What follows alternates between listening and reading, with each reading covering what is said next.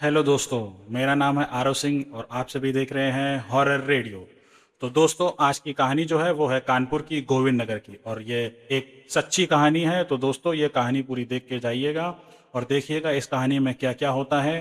तो दोस्तों, मैं आप लोगों से कहानी शुरू करने से पहले बस यही कहना चाहूँगा, इस चैनल को सब्सक्राइब ज़रूर से करें और बेल आइकन का बटन दबाना बिल्कुल भी ना भूलें। तो दोस्तों, शुरू करते हैं आज की अपनी सच्ची डरावनी कहानी को। अजितेश कानपुर के गोविंद नगर में अपनी बीवी और अपने 5 साल के बेटे के साथ रहता था। उसका एक छोटा सा कपड़े का गोडाउन था, जिससे घर का खर्चा बस किसी तरह निकल जाता था। लेकिन उस पर बहुत बड़ा एक लोन था, एक ऐसा कर्ज जो खत्म होने का नाम ही नहीं ले रहा था। उसकी बीवी सुनीता दिन भर घर का काम करती थी, और इन सब परेशानियों के चलते उन दोनों के बीच बात कम होती थी और खामोशी ज़्यादा। अजितेश का बड़ा भाई सुरेश लखनऊ में एक बहुत बड़ा अमीर बिजनेसमैन था। बड़ा घर, बड़ी गाड़ी, और हर बार जब भी वह मिलने आता तो एक तसल्ली भरी नज़र से अजितेश को देखता और कहता, कोई बात नहीं, सब ठीक हो जाएगा। अजितेश को सुरेश की इस बात को सुनकर हमेशा ऐसा लगता कि वो कोई बीमार हो जिसको ठीक होने में वक्त लगेगा। अजितेश हमेशा उस दिन का इंतज़ार कर रहा था जब वो भी ये बात सुरेश को कहने का मौका पाएगा। वो दिन आया तो ज़रूर, लेकिन जिस तरह से आया वो अजितेश ने कभी सोचा भी नहीं होगा। एक सर्दी की रात अजितेश के मोहल्ले में एक तांत्रिक आया। बूढ़ा, सफ़ेद बाल, झुकी हुई कमर, और उसके दोनों कंधों पर एक एक कौवा बैठा हुआ था। वो मोहल्ले की गलियों में चिल्लाता हुआ घूम रहा था, अपनी फूटी किस्मत को बदलो। अगर अपनी फूटी किस्मत बदलनी है तो मेरे पास उसका उपाय है। और यही कहता हुआ वो उस मोहल्ले की एक गली से दूसरी गली में जा रहा था। हर जगह सर्दी की धुंध छाई हुई थी, और उस धुंध में तांत्रिक और उसके दो कौवों की छोटी सी आंखें चमक रही थीं। लोग अपनी घर की खिड़कियों से झांक कर देख तो रहे थे, पर कोई भी उस तांत्रिक के पास नहीं गया।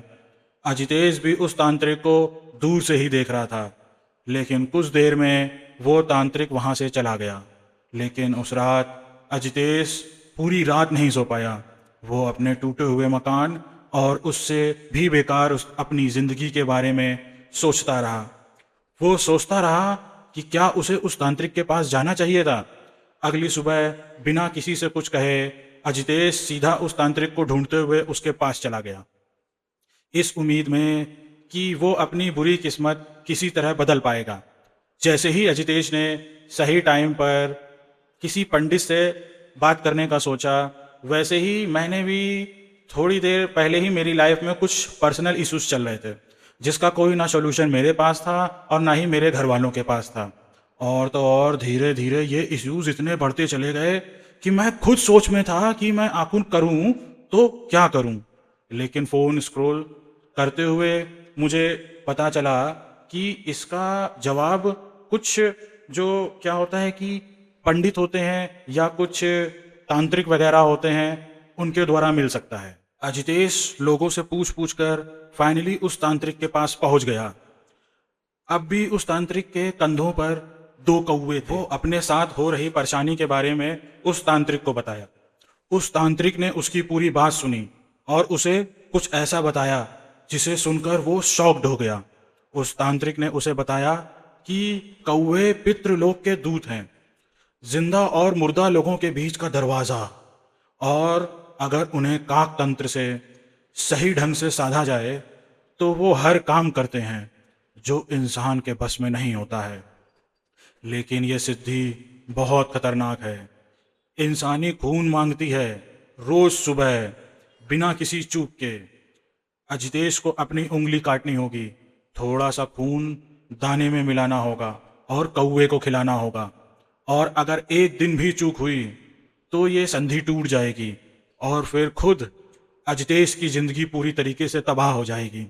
अजितेश ने उस तांत्रिक से कहा कि मुझसे कोई चूक नहीं होगी। इसलिए वह तांत्रिक अजितेश को काक तंत्र सिखाने के लिए मान गया। अजितेश को कहा कि ये कुछ तंत्र लेकर के उन दानों में मिला करके उसके कंधों पर बैठे कौवों को खिला दो, काक तंत्र पूरा हुआ। तांत्रिक ने अजितेश से जाते वक्त सिर्फ इतना कहा कि कौवों को कभी भूलना नहीं, क्योंकि ये माफ नहीं करते। अजितेश ने अपना सर हाँ में हिलाया और वहां से चला गया। पहले हफ्ते में ही अजितेश की वो डील क्लोज हो गई जो 3 साल से अटकी हुई थी। फिर एकदम से अजितेश के पास बहुत सारा पैसा आना शुरू हो गया। वो सुबह अजितेश उठता, उंगली काटता, दानों में खून मिलाता और कौवे उसे खाने आते। अजितेश ने एक नया घर ले लिया और सुनीता ने पहली बार घर में घुसते वक्त वो मुस्कान दी जो अजितेश ने काफ़ी सालों से नहीं देखी थी। कई साल बीत गए, अजितेश अब रईस हो चुका था और ऐसो आराम की इस जिंदगी में एक सुबह उससे वो भयानक चूक हुई जिसे ना करने की सलाह उस तांत्रिक ने दे रखी थी। वो कौवों को दाना डालना भूल गया।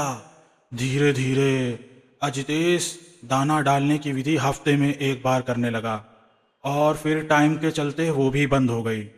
और उसके बाद से नए घर के बाहर एक कौवा रोज सुबह डाल पर बैठता और तेज आवाज करता। अजितेश चिड़ के पास जाता, कौवा उड़ जाता, लेकिन अगले दिन फिर उसी जगह उसी समय वो वापस आ जाता। ऐसा लग रहा था कि मानो वो अजितेश को कोई भयानक चेतावनी दे रहा हो। उसके बाद से अजितेश की जिंदगी में अजीबो गरीब चीजें होना शुरू हो गईं। एक सुबह दरवाजे के सामने एक कौवा उसे मरा पड़ा मिला। अजितेश ने उसे कपड़े से उठाया और उसको बाहर फेंकते हुए अपना हाथ धोए और दिन भर के काम में लग गया, जैसे कुछ हुआ ही ना हो।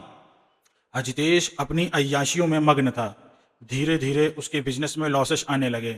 लॉसेस पहले धीरे आए, फिर एक साथ आ गए, जैसे किसी ने एक ही बार में सब कुछ वापस मांग लिया हो। और उसे हर सुबह अपने दरवाजे के बाहर मरे हुए कौवों की लाशें मिलने लगीं।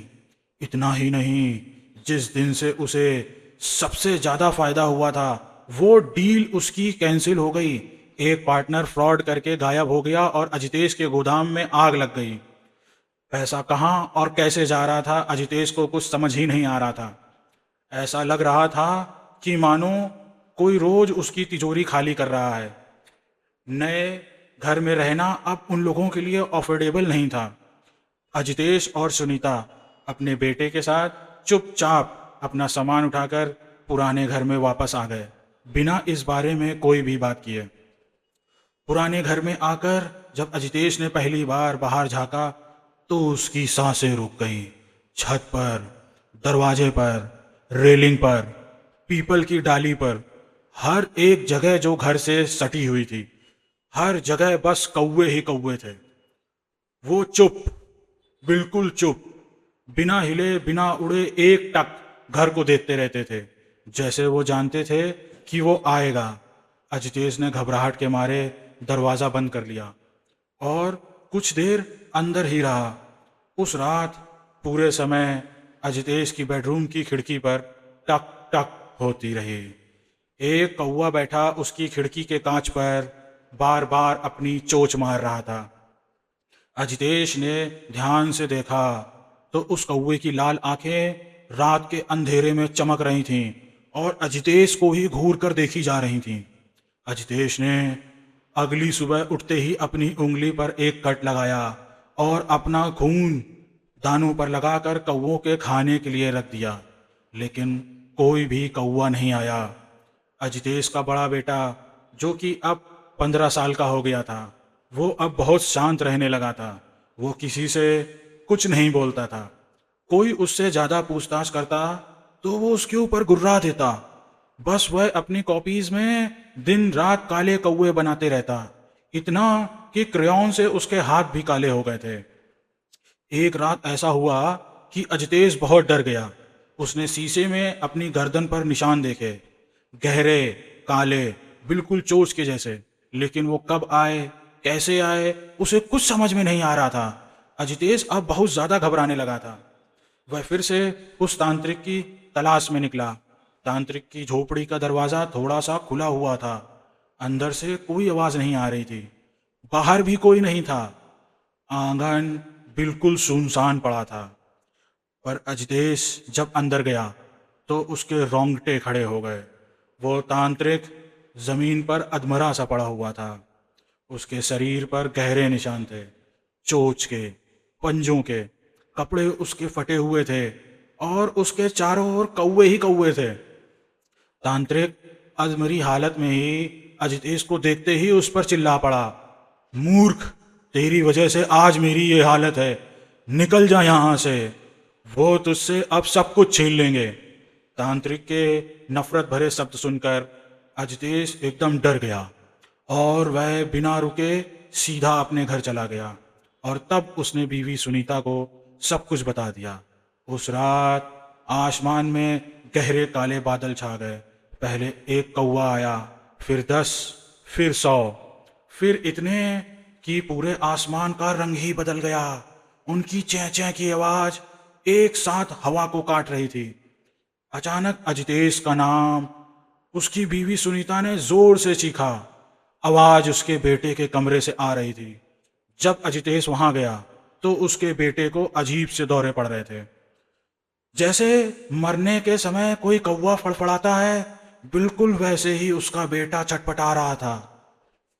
फिर वो अजितेश को देखते ही गुस्से से एकदम पागल हो गया। उसकी आंखें एकदम लाल होने लगी और चेहरा काला पड़ने लगा।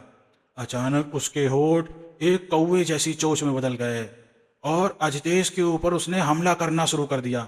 ये देखकर सुनीता की चीख निकल गई, लेकिन तब तक वह उसे मारता रहा जब तक अजितेश की सांसें खत्म नहीं हो गईं।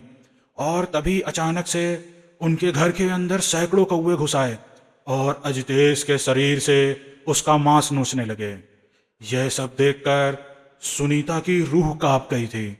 उसके बाद अजितेश का बेटा बेहोश हो गया और बिल्कुल पहले की तरह नॉर्मल दिखने लगा। वो उसी रात अपने बेटे के साथ हमेशा हमेशा के लिए वो घर छोड़कर चली गई और फिर कभी लौटकर उस घर में कभी वापस नहीं आई। अजितेश का वो घर आज एक खंडहर बन चुका है, लेकिन लोगों को उस घर के अंदर 100 से ज्यादा कौवों का एक झुंड मंडराता हुआ दिखता है। वो घर आज भी पूरा सुनसान पड़ा हुआ है। तो दोस्तों, आज की कहानी बस इतनी ही। अगर आपको ये कहानी अच्छी लगी हो तो लाइक ज़रूर से करें, कमेंट करना भी ना भूलें और इस चैनल को सब्सक्राइब ज़रूर से कर लें और बेल आइकन की बटन दबाना बिल्कुल भी ना भूलें। तो दोस्तों, मिलते हैं कल एक और डरावनी सच्ची कहानी लेकर के।